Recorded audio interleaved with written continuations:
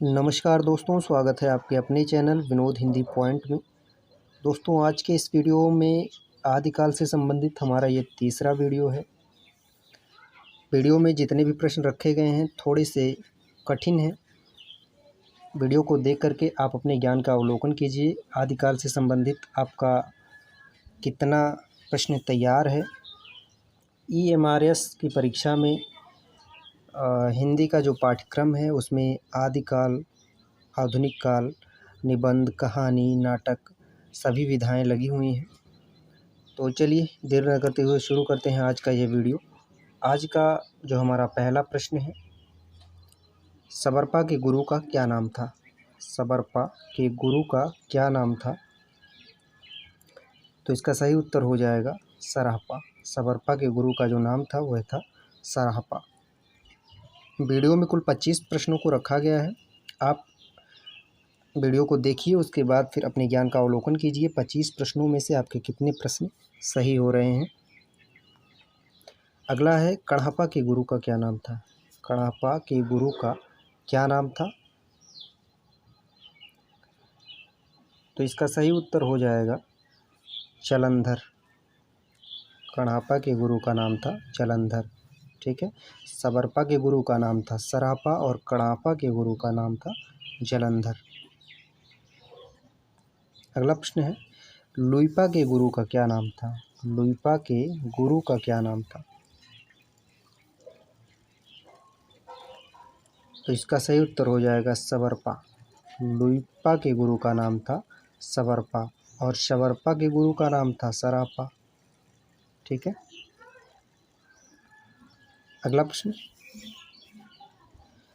सिद्ध साहित्य में वर्णित पंचमकार के अंतर्गत नहीं आता है। सिद्ध साहित्य में वर्णित पंचमकार के अंतर्गत नहीं आता है।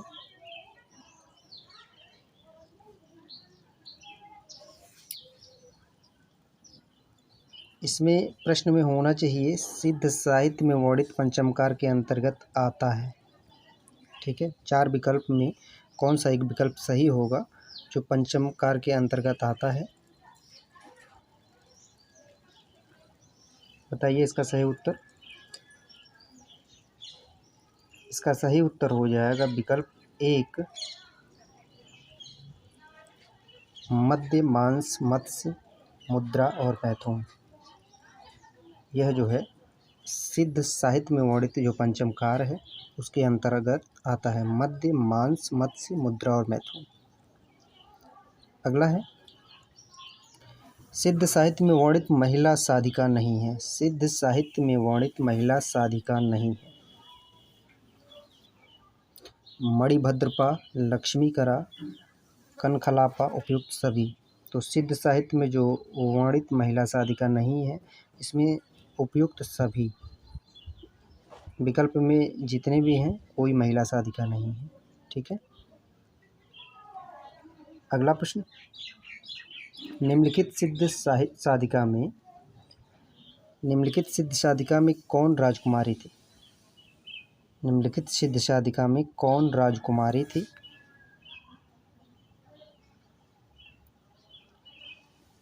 तो इसका सही उत्तर हो जाएगा लक्ष्मीकरा।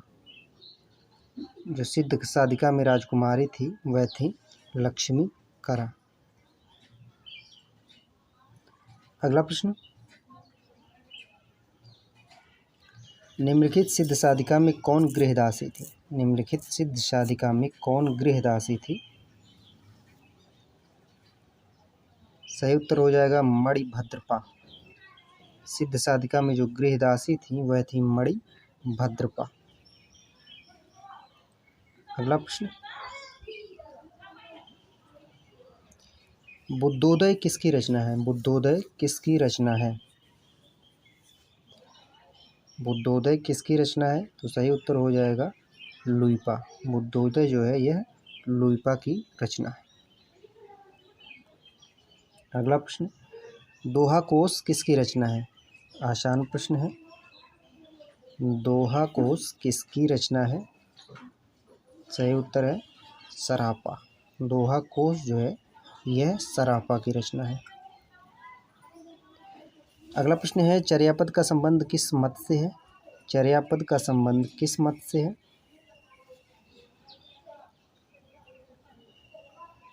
चर्यापद सपर्पा की रचना है, तो इसका जो संबंध है यह सिद्ध पंथ से है।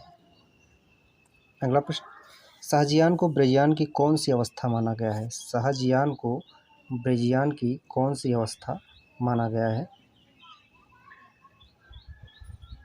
तो इसका सही उत्तर हो जाएगा सिद्ध अवस्था। सहजयान को ब्रजयान की सिद्ध अवस्था माना गया है। अगला प्रश्न, गुहा समाज का संबंध किससे है? गुहा समाज का संबंध किससे है? तो सही उत्तर हो जाएगा ब्रजयान से। गुहा समाज का संबंध जो है ब्रजयान से है। अगला प्रश्न, सिद्धों की तांत्रिक साधना में सहयोग करने वाली स्त्री का क्या कहा जाता है? सिद्धों की तांत्रिक साधना में सहयोग करने वाली स्त्री को क्या कहा जाता था? तो इसका जो उत्तर हो जाएगा उपयुक्त सभी। डोमिनी भी कहा जाता है, महामुद्रा भी कहा जाता है, भैरवी भी कहा जाता है। जो तांत्रिक साधना में सहयोग करने वाली स्त्री को कहा जाता है डोमिनी, महामुद्रा, भैरवी। उपयुक्त सभी इसका उत्तर हो जाएगा। अगला प्रश्न, किसका संबंध नाथ पंथ से है? नाथ पंथ से किसका संबंध है? नाथों की संख्या 9 थी, आप सभी को पता है। आदि प्रवर्तक की बात की जाए तो शिव हैं। उसके बाद जो है गोरखनाथ के उसमें जो है नाथों के प्रवर्तक की बात की जाए तो कहीं कहीं आपको गोरखनाथ मिलेंगे, मत्स्येंद्र नाथ भी मिलेंगे। प्रश्न में पूछा गया है कि किसका संबंध नाथ पंथ से है, तो इसका सही उत्तर हो जाएगा उपयुक्त सभी। अवधूत संप्रदाय, वैराग्य संप्रदाय, कौल मत, ये तीनों जो है इस तीनों का संबंध नाथ पंथ से है। अगला प्रश्न, नाथ साहित्य की कौन सी विशेषता भक्ति काल के संत साहित्य को प्रभावित किया है? नाथ साहित्य की कौन सी विशेषता भक्ति काल के संत साहित्य को प्रभावित किया है?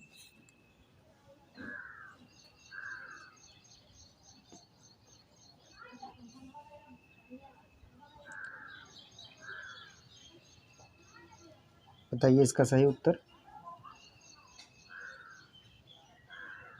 इसका सही उत्तर हो जाएगा मूर्ति पूजा का विरोध, गुरु की महिमा। यह दोनों जो है नाथ साहित्य के जो विशेषता है वो भक्ति काल के संत साहित्य को प्रभावित किया है।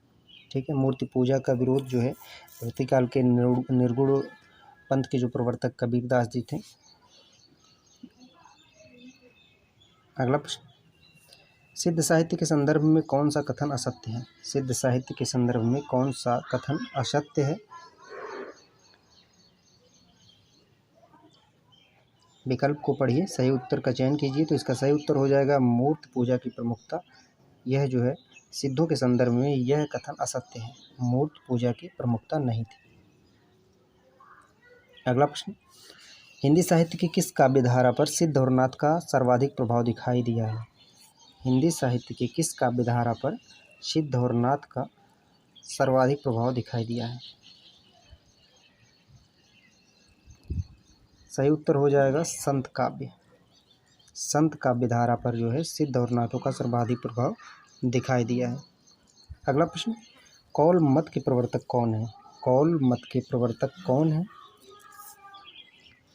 तो इसका सही उत्तर हो जाएगा मत्स्येंद्र नाथ। कौल मत के जो प्रवर्तक हैं वह हैं मत्स्येंद्र नाथ। अगला प्रश्न, श्रावकाचार का संबंध किस पंथ से है? श्रावकाचार का संबंध किस पंथ से है? तो श्रावकाचार जो है यह देवसेन की रचना है, जिसका जो रचना वर्ष है 933 ईस्वी माना जाता है, और इसका जो संबंध पूछा गया है यह जैन पंथ से है। श्रावकाचार रचना का जो संबंध है यह जैन पंथ से है। अगला प्रश्न, चर्यापद किसकी रचना है? चर्यापद किसकी रचना है? तो इसका सही उत्तर हो जाएगा सपर्पा। अगला प्रश्न है, किस विचार को लेकर सिद्धों और नाथों में परस्पर मतभेद था? किस विचार को लेकर सिद्धों और नाथों में परस्पर मतभेद था? तो इसका सही उत्तर है साधना में नारी भोग। साधना में नारी भोग। नाथ जो है नारी भोग का विरोध करते थे, वहीं जो है सिद्ध यह नारी भोग का समर्थन करते थे।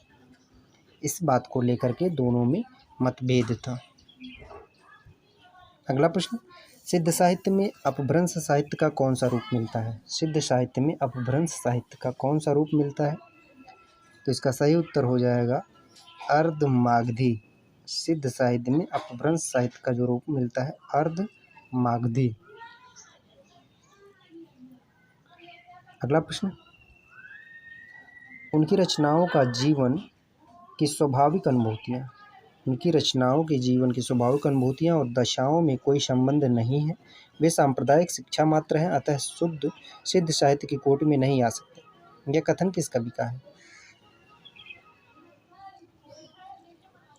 यह कथन किस कवि का है? तो इसका सही उत्तर हो जाएगा आचार्य रामचंद्र शुक्ल का यह कथन है।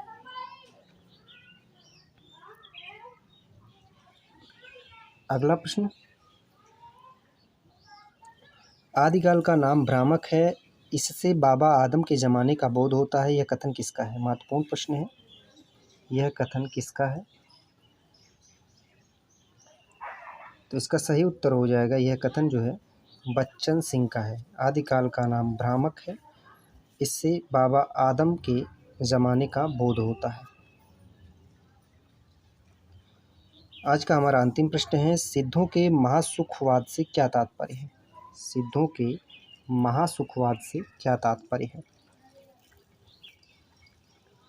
तो इसका जो सही उत्तर है संभोग की चरम परिणति। सिद्धों के महासुखवाद से जो तात्पर्य है वह है संभोग की चरम परिणति।